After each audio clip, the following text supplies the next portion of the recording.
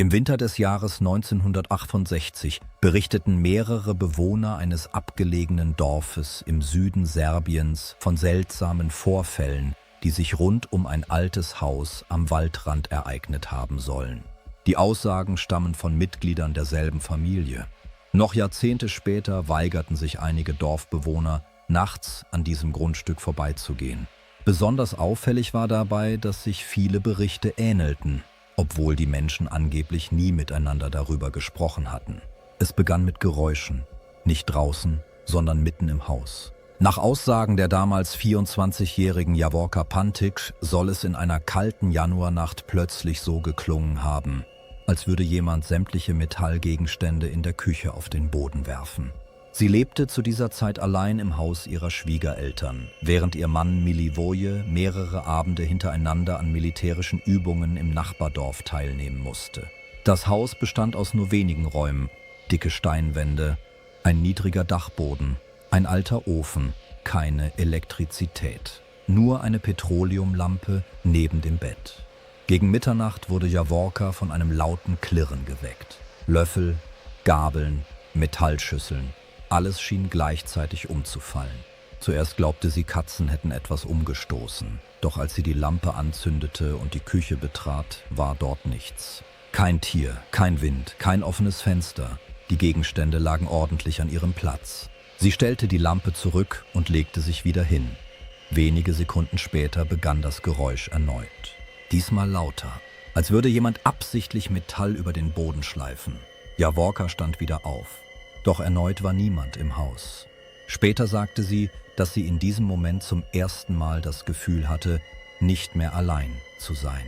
Beim dritten Mal geschah etwas, das sie angeblich nie vergessen konnte. Ein schweres Küchenwerkzeug flog plötzlich quer durch den Raum. Das Metall traf die Wand über ihrem Bett und fiel direkt auf ihre Decke. Danach begann etwas im Ofenrohr zu schlagen. Langsam, dumpf, immer wieder. Als würde jemand von innen gegen das Metall klopfen. Javorka zog die Decke über ihren Kopf und blieb regungslos liegen. Das Geräusch dauerte mehrere Minuten, dann war plötzlich völlige Stille. Am nächsten Morgen erzählte sie ihrem Mann, was passiert war. Doch Milivoje reagierte nicht überrascht. Stattdessen soll er ihr eine Geschichte erzählt haben, die in seiner Familie seit Jahrzehnten bekannt gewesen war. Seine Tante Bisenija behauptete angeblich schon viele Jahre zuvor, in genau diesem Haus regelmäßig eine Frau mit einem Kind gesehen zu haben. Immer nachts. Immer schweigend. Die Gestalt soll am Ofen gestanden haben, als wolle sie das Kind wärmen. Mehrere Familienmitglieder hielten Bisenija damals für verwirrt. Doch nach Javorkas Erlebnis begannen einige Bewohner des Dorfes, alte Geschichten erneut zu erzählen. Geschichten über eine Frau mit langen schwarzen Haaren, über Stimmen in leeren Räumen und über Menschen, die behaupteten, nachts Schritte rund um das Haus gehört zu haben, obwohl draußen frischer Schnee lag und keine Spuren zu sehen waren. Wenige Wochen später ereignete sich der nächste Vorfall und diesmal gab es angeblich noch einen weiteren Zeugen. Nach dem Vorfall in der Küche begann Javorka nachts kaum noch zu schlafen. Das alte Haus lag mehrere hundert Meter außerhalb des Dorfes. Dahinter befanden sich nur Felder, ein schmaler Waldweg und die Überreste einer längst verlassenen Wassermühle. Tagsüber wirkte der Ort ruhig, fast friedlich. Doch sobald die Sonne unterging, veränderte sich die Atmosphäre. Zumindest beschrieben es die Bewohner später so. Milivoje erinnerte sich Jahre später daran, dass seine Frau damals begonnen hatte, jede Nacht die Fenster mit Decken abzuhängen. Sie behauptete, draußen manchmal Bewegungen zu sehen. Keine klaren Personen, eher Schatten. Etwas, das zwischen den Bäumen stehen blieb und verschwand, sobald sie genauer hinsah. Zunächst glaubte Milivoje, der Vorfall mit den Geräuschen habe sie psychisch belastet. Doch nur wenige Tage später machte auch er eine Beobachtung, die er sich angeblich nie erklären konnte. Es war kurz nach Mitternacht. Er kam von einer militärischen Übung zurück und führte das Pferd den Feldweg entlang Richtung Haus. Der Schnee reichte bis über die Knöchel. Der Wind war schwach. Es war vollkommen still. Dann blieb das Pferd plötzlich stehen, ohne erkennbaren Grund. Milivoje versuchte weiterzugehen, doch das Tier bewegte sich keinen Zentimeter mehr. Später sagte er, dass Pferde manchmal auf Dinge reagieren würden, die Menschen nicht wahrnehmen. In diesem Moment bemerkte er etwas am Rand des Weges. Eine Frau, barfuß, mit langen dunklen Haaren. Sie stand regungslos zwischen zwei kahlen Bäumen. Zunächst dachte Milivoje, jemand aus dem Dorf hätte sich verirrt, doch etwas an der Gestalt wirkte falsch. Die Frau bewegte sich nicht, nicht einmal im Wind. Er rief ihr zu, keine Antwort. Er machte einige Schritte auf sie zu. Und genau in diesem Augenblick begann das Pferd panisch zurückzuweichen. Milivoje beschrieb später, dass er plötzlich ein Gefühl absoluter Kälte gespürt habe. Nicht wegen des Wetters, sondern wegen der Stille. Die Frau soll langsam den Kopf gehoben haben, mehr nicht. Keine Schritte, keine Worte, nur diese langsame Bewegung. Dann bemerkte Milivoje besser etwas Seltsames. Die Haare der Gestalt reichten fast bis zum Boden und ihre Hände wirkten ungewöhnlich lang. Er blieb stehen. Nach eigenen Aussagen konnte er den Blick nicht mehr von ihr lösen.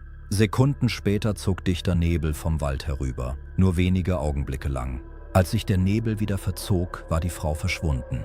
Milivoje lief den restlichen Weg nach Hause, ohne sich umzudrehen. Dort erzählte er Jaworka sofort, was passiert war. Und zum ersten Mal erwähnte sie einen Namen, den ältere Dorfbewohner angeblich seit Jahrzehnten kannten. Die Frau vom Feldweg. Mehr sagte sie nicht. Am nächsten Morgen sprach sich der Vorfall im Dorf herum. Einige ältere Bewohner reagierten auffallend nervös. Besonders eine alte Frau namens Leposava behauptete, dieselbe Gestalt bereits als junges Mädchen gesehen zu haben. Sie erzählte von einer Nacht während des Krieges, in der sie auf dem Heimweg plötzlich eine Frau mit extrem langen Haaren neben der alten Mühle stehen sah. Damals glaubte ihr niemand. Doch nun hörten die Menschen plötzlich genauer zu. Leposava behauptete außerdem, dass die Erscheinung immer dann auftauche, wenn jemand an einem falschen Ort schlafe oder sich nachts zu lange draußen aufhalte. Niemand wusste genau, was sie damit meinte, aber mehrere Dorfbewohner begannen plötzlich nachts ihre Türen zu verriegeln. Und manche weigerten sich sogar, den Feldweg überhaupt noch zu benutzen. Besonders nach Sonnenuntergang, denn kurze Zeit später sollen weitere Menschen behauptet haben, dort draußen Schritte gehört zu haben. Langsame Schritte, direkt hinter ihnen im Schnee, obwohl sich niemand auf dem Weg befand. Etwa 2 Wochen nach Milivojes Begegnung am Feldweg ereignete sich der Vorfall an der alten Wassermühle. Zu diesem Zeitpunkt hatte sich die Stimmung im Dorf bereits spürbar verändert. Niemand sprach offen darüber, doch viele Bewohner begannen nach Einbruch der Dunkelheit ihre Häuser früher zu verlassen oder bestimmte Wege zu meiden. Selbst tagsüber wurde plötzlich wieder über alte Geschichten gesprochen, die jahrzehntelang kaum jemand erwähnt hatte.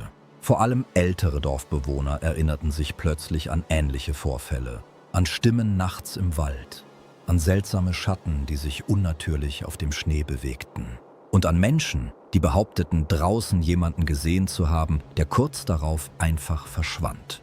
Die alte Mühle lag etwa 1 Kilometer vom Haus der Familie Pantik entfernt, direkt neben einem schmalen Bachlauf zwischen dichten Bäumen. Das Gebäude war zu dieser Zeit bereits halb verfallen. Das Dach war an mehreren Stellen eingebrochen. Die Fenster fehlten. Und bei starkem Wind bewegte sich das alte Mühlrad manchmal noch leicht, obwohl längst kein Wasser mehr hindurchlief. Genau dort wollte Milivojes Cousin Dobrivoje eines Abends Mehlsäcke abholen, die dort gelagert wurden. Es war bereits dunkel, als er mit einem Ochsenkarren den Waldweg entlang fuhr.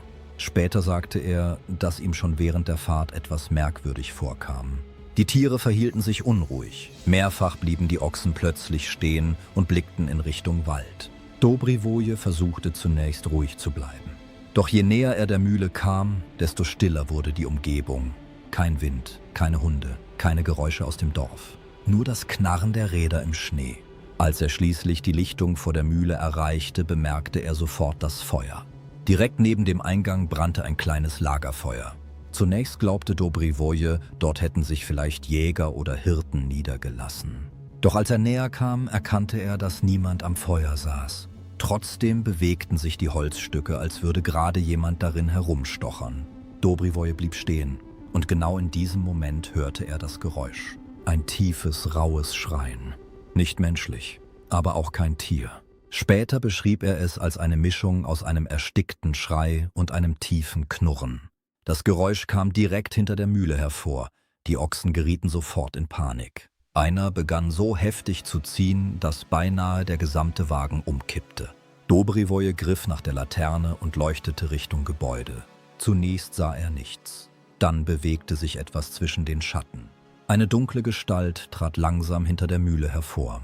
Laut seiner späteren Aussage war das Wesen weder eindeutig menschlich noch tierisch. Es bewegte sich gekrümmt, die Arme wirkten ungewöhnlich lang. Und die Haut, soweit er sie im Licht erkennen konnte, schien fleckig und grau zu sein.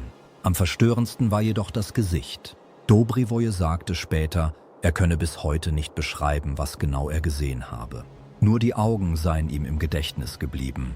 Groß, unnatürlich hell und vollkommen regungslos. Dann begann die Gestalt plötzlich zu schreien. Laut, durchdringend. Das Geräusch hallte über die Lichtung und verschwand zwischen den Bäumen. Dobrivoje ließ die Säcke zurück, sprang auf den Wagen und trieb die Ochsen panisch zurück Richtung Dorf. Später behauptete er, das Wesen habe sich noch einige Sekunden neben dem Wagen bewegt. Nicht rennend, eher gleitend zwischen den Bäumen. Als er schließlich das Dorf erreichte, war er völlig verstört. Mehrere Bewohner bestätigten später, dass er in dieser Nacht kaum sprechen konnte. Und genau ab diesem Zeitpunkt begannen einige Menschen im Dorf, nach Sonnenuntergang das Haus der Familie Pantic vollständig zu meiden. Nach dem Vorfall an der Mühle änderte sich im Dorf beinahe alles. Noch Wochen später sprachen die Bewohner nur leise über jene Nacht. Viele weigerten sich inzwischen, nach Sonnenuntergang allein unterwegs zu sein. Selbst Männer, die früher über alte Geschichten gelacht hatten, vermieden plötzlich bestimmte Wege rund um den Wald. Besonders auffällig war jedoch etwas anderes. Mehrere Menschen behaupteten nun unabhängig voneinander, nachts Stimmen zu hören. Nicht draußen, sondern direkt an ihren Häusern. Zunächst hielten viele das für Angst oder Einbildung. Doch dann begannen die Ereignisse rund um das Haus der Familie Pantic erneut. Jaworka berichtete später, dass sie einige Nächte nach Dobrivojes Erlebnis plötzlich durch ein leises Klopfen geweckt worden sei. 3 langsame Schläge gegen die Außenwand. Dann Stille. Wenige Minuten später wiederholte sich das Geräusch, diesmal näher. Milivoje stand auf und öffnete die Tür. Draußen war niemand, nur Schnee und dichter Nebel zwischen den kahlen Obstbäumen hinter dem Haus. Er kontrollierte den Hof mit der Petroleumlampe, fand jedoch keine Spuren, nicht einmal Fußabdrücke. Doch genau in dem Moment, als er wieder hineingehen wollte, hörte er etwas hinter sich. Eine Frauenstimme, leise, fast flüsternd. Er konnte die Worte nicht verstehen. Später sagte er nur, dass die Stimme direkt neben seinem Ohr gewesen sei. Milivoje drehte sich sofort um, doch hinter ihm war nichts außer Dunkelheit. Als er zurück ins Haus ging, bemerkte Jaworka sofort, dass etwas nicht stimmte. Milivoje war vollkommen blass. Er sprach mehrere Minuten lang kein Wort. In derselben Nacht hörten beide erneut Geräusche im Haus. Zuerst Schritte auf dem Dachboden, langsam, schleifend. Dann das Knarren der Holzdielen direkt über ihrem Schlafzimmer. Milivoje griff nach der Lampe und stieg die schmale Holztreppe hinauf. Der Dachboden war leer. Keine Tiere, keine offenen Fenster. Nichts. Doch während er oben stand, hörte Jaworka unten plötzlich wieder Metall auf den Boden fallen. Genau wie in jener ersten Nacht. Als Milivoje zurück ins Erdgeschoss lief, lagen mehrere Küchenutensilien verstreut im Raum. Und mitten zwischen ihnen befand sich etwas, das vorher definitiv nicht dort gelegen hatte. Nasse Erde. Dunkel. Frisch. Als hätte jemand mit verschmutzten Händen darüber gestrichen. Jaworka begann zu weinen. Später sagte sie, dass sie in diesem Moment überzeugt gewesen sei, dass etwas ins Haus gekommen war. Am nächsten Morgen sprach sich der Vorfall erneut im Dorf herum. Diesmal meldete sich eine weitere ältere Bewohnerin namens Radmila. Sie behauptete, ähnliche Dinge bereits als Kind erlebt zu haben. Laut ihrer Aussage habe man früher geglaubt, dass bestimmte Orte nicht gestört werden dürfen. Besonders die alte Mühle und einige Bereiche nahe des Waldes galten angeblich seit Generationen als gefährlich. Doch niemand erklärte jemals genau warum. Radmila erzählte außerdem von einem Mann, der viele Jahre zuvor angeblich dieselbe Frauenstimme gehört habe. Wenige Tage später sei er verschwunden. Offiziell habe man damals angenommen, er sei im Winter erfroren. Sein Körper wurde jedoch nie gefunden. Die Geschichte verbreitete sich schnell. Und mit jeder Nacht schien die Angst im Dorf größer zu werden. Denn immer mehr Bewohner behaupteten nun, draußen im Nebel eine Gestalt mit langen Haaren gesehen zu haben. Manchmal am Feldweg, manchmal nahe der Mühle und manchmal direkt hinter den Häusern. Immer regungslos, immer schweigend. Doch niemand wagte es mehr, sich ihr zu nähern. Im Frühjahr 1972 wurde das alte Haus der Familie Pantic endgültig verlassen. Nach Aussagen ehemaliger Dorfbewohner soll Jaworka darauf bestanden haben, wegzuziehen. Offiziell sprach sie nur davon, dass das Haus kein guter Ort mehr sei. Doch Menschen aus dem Dorf behaupteten später, die Familie habe in den letzten Monaten vor dem Umzug kaum noch geschlafen. Vor allem Milivoje soll sich stark verändert haben. Mehrere Nachbarn berichteten, dass er nachts oft stundenlang vor dem Haus stand und in Richtung Wald blickte, selbst bei Schnee und eisigen Temperaturen. Als man ihn darauf ansprach, antwortete er angeblich nur: „Sie steht manchmal dort oben zwischen den Bäumen." Mehr erklärte er nie. Kurz vor dem Umzug ereignete sich der Vorfall, der später immer wieder in Verbindung mit dem sogenannten Fall Siljevica erwähnt wurde. Es war die Nacht des 14. März 1972. Ein starker Sturm zog über das Dorf. Der Wind war so laut, dass viele Bewohner kaum schlafen konnten. Gegen Mitternacht bemerkte Jaworka plötzlich erneut Schritte auf dem Dachboden, diesmal jedoch deutlich schwerer als zuvor. Langsam, dumpf, fast so, als würde jemand barfuß über das Holz laufen. Milivoje nahm die Petroleumlampe und stieg erneut die Treppe hinauf.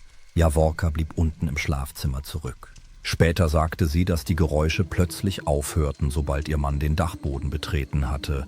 Dann herrschte völlige Stille. Etwa eine Minute später hörte sie etwas anderes.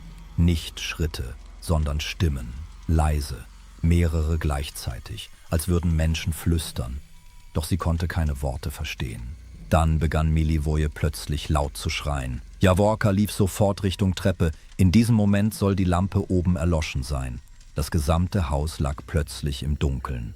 Jaworka behauptete später, sie habe in der Finsternis kurz eine Gestalt am Ende des Dachbodens gesehen. Eine Frau, groß, mit langen Haaren bis fast zum Boden und etwas in ihren Armen. Mehr konnte sie angeblich nicht erkennen.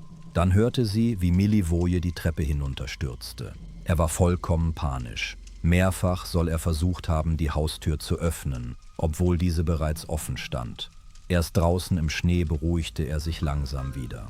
Als einige Nachbarn kurze Zeit später eintrafen, fanden sie das Haus leer vor. Auf dem Dachboden entdeckten sie jedoch etwas Seltsames. Direkt im Staub des Bodens verliefen mehrere lange Schleifspuren, als wäre etwas Schweres über die Holzbretter gezogen worden. Doch was genau diese Spuren verursacht hatte, konnte niemand erklären. Noch merkwürdiger war allerdings ein anderes Detail.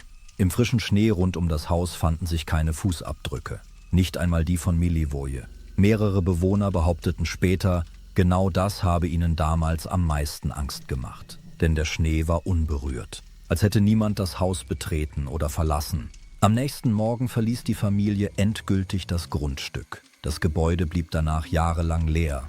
Einige Dorfbewohner behaupteten später, nachts weiterhin Licht im Haus gesehen zu haben, obwohl dort niemand mehr wohnte. Andere berichteten von Stimmen aus Richtung der alten Mühle. Offiziell wurde niemals untersucht, was sich in den Jahren rund um das Haus der Familie Pantic tatsächlich ereignete. Viele Bewohner weigerten sich später sogar, überhaupt darüber zu sprechen. Und doch existieren bis heute zahlreiche Aussagen ehemaliger Dorfbewohner, deren Beschreibungen sich auffallend ähneln. Eine Frau mit langen Haaren, Schritte im leeren Haus und Stimmen aus der Dunkelheit. Ob all diese Berichte lediglich auf Angst, Aberglauben oder alten Dorfgeschichten basieren, konnte niemals eindeutig geklärt werden. Trotzdem sprechen manche Menschen in der Region noch heute vom sogenannten Fall Siljevica. Vor allem ältere Bewohner vermeiden es bis heute, nachts den alten Feldweg entlang zu gehen. Besonders dann, wenn Nebel zwischen den Bäumen aufzieht.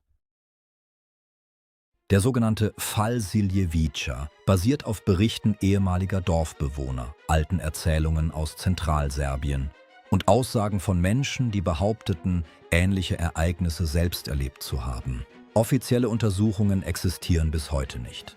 Viele Historiker und Psychologen gehen davon aus, dass Angst, Isolation und traditionelle Dorflegenden über Generationen hinweg solche Geschichten geprägt haben könnten. Andere halten bestimmte Details jedoch bis heute für auffällig. Vor allem deshalb, weil sich viele Aussagen unabhängig voneinander ähneln. Eine eindeutige Erklärung existiert nicht. Und genau deshalb gilt der Fall für manche Menschen bis heute als ungeklärt. Besonders in langen Winternächten erzählen ältere Bewohner der Region noch immer von einer Frau, die angeblich nahe der alten Mühle erscheint. Still, regungslos und immer dort, wo Menschen glauben, allein zu sein.